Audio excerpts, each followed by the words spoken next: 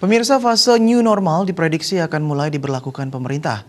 Penerapannya akan dimulai pada Juni mendatang secara bertahap sebagai upaya untuk membuka sektor ekonomi dan menumbuhkan kembali dunia usaha. Wabah COVID-19. Praktisi ekonomi Gede Sri Dharma mengatakan new normal artinya wajib masuk pada kehidupan normal kembali, namun dengan perilaku masyarakat dan model bisnis yang baru. Pada saat new normal, dunia usaha akan berbasis pada digital di tengah menerapkan social distancing dan memperlakukan protokol kesehatan secara ketat seperti pakai masker dan lainnya.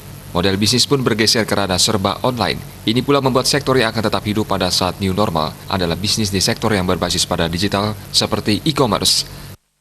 Yaitu adalah yang sering orang mengatakan tanda kutip new normal. New normal yang dimaksud adalah kita sudah nggak lagi anti dengan mendengar yang namanya pasien berapa jumlahnya dan seterusnya. Berarti kita sudah mesti harus normal. Kalau nggak normal, maka ekonomi akan hancur.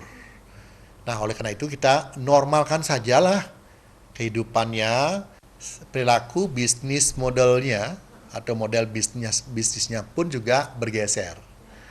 Yang biasa bisnisnya yang lama begitu ya, yang tidak menggunakan jarak, sekarang menggunakan jarak. Jarak artinya apa?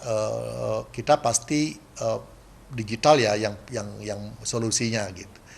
Sehingga automatically online akan menjadi sebuah budaya baru buat seluruh bisnis yang ada. Agar masyarakat mulai hidup pada fase new normal, yaitu hidup normal, tapi dengan membiasakan diri dengan protokol kesehatan menjaga jarak, memakai masker, rajin mencuci tangan, dan tidak keluar rumah bila tidak penting sekali.